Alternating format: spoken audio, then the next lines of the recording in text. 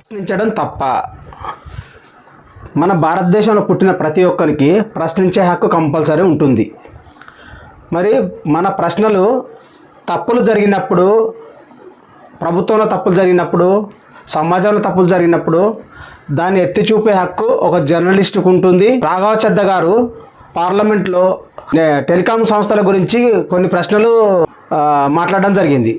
మరి దాని విషయంలో తను ప్రశ్నించాడు.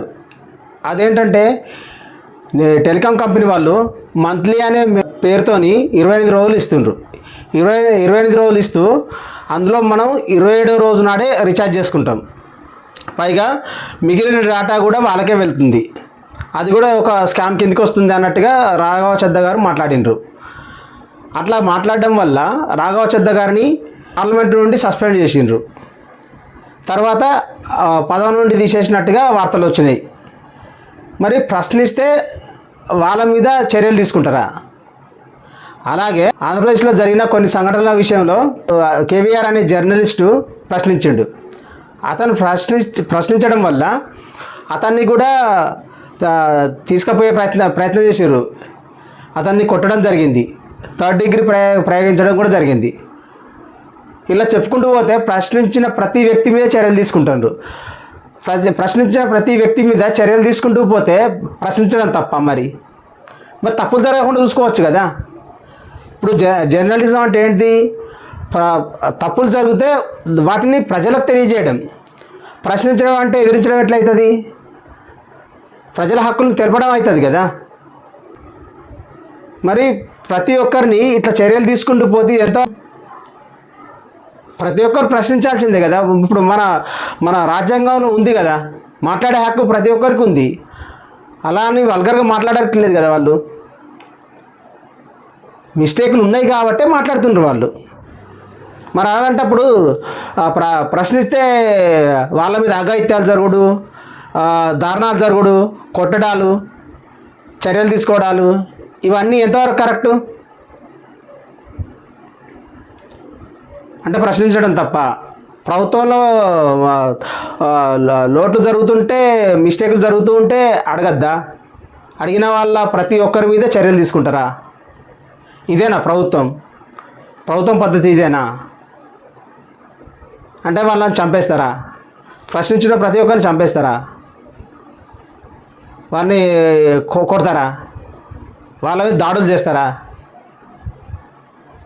ఎంతవరకు కరెక్ట్ ఇది? ప్రజలారా, మీరు ప్రతి ఒక్కటి తెలుసుకోవాలి. ప్రభుత్వంలో జరుగుతున్న ప్రతి మిస్టేక్లు మనం ప్రశ్నించాల్సిందే, ప్రశ్నించాలి కూడా. ప్రతి ఒక్కరి దగ్గర ప్రతి ఒక్కరికి అవేర్నెస్ రావాలి. ఎక్కడైనా సరే, అది హాస్టల్స్లో కానీ, ప్రభుత్వంలో కానీ, ప్రతి చోట ఎక్కడైనా సరే మిస్టేక్లు జరుగుతున్నాయంటే మనం ప్రశ్నించాల్సిందే. మనకు ప్రశ్నించే హక్కు ఉంది.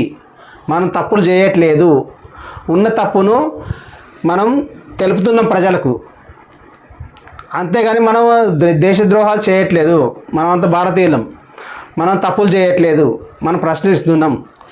ఈ విషయంలో వాళ్ళ మీద దాడులు చేయడాలు, వాళ్ళను కొట్టడాలు, వాళ్ళ మీద 3rd డిగ్రీలు ప్రయోగించడాలు అనేది చేయడం అనేది చాలా దారుణమైన విషయం. ఇది ప్రజలకు తెలవాలి. ఇది ప్రజలు తెలుసుకోవాలి కూడా. మళ్ళీ తెలుసుకోవాలి. ఇప్పుడు ఎంతోమంది జర్నలిస్టుల మీద దాడులు జరుగుతూనే ఉన్నాయి. మరి దాడులు జరగడం అనేది ఎంత అన్యాయం, ఎంత అమానుషం. మరి ప్రశ్నించద్దా? ఇప్పుడు కబ్జాలు ఎన్నో చేస్తుండ్రు భూముల మీద. పేదలకు చాలా ఇండ్లు పోతున్నాయి. మరి వాళ్ళ విషయంలో ప్రశ్నించద్దా?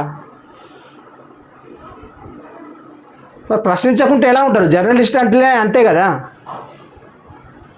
మరి ఏదైనా పార్టీకి కొమ్ము కాయాలా? ఒక పార్టీకే ఉండాలా? ఒక పార్టీకే సపోర్ట్ ఉండాలా?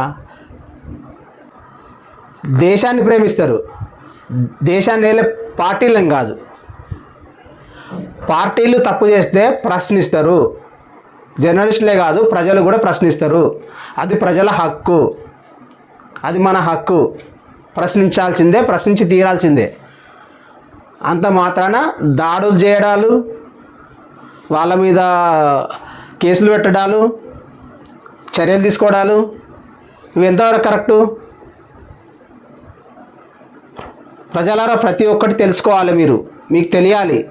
ప్రతి మిస్టేకు ప్రభుత్వంలో జరిగే ప్రతి మిస్టేకులు, నాయకుల దగ్గర జరిగే ప్రతి మిస్టేకులు, సొసైటీలో జరిగే ప్రతి మిస్టేకులు మీకు తెలియాలి. తెలియజెప్పడం జర్నలిజం.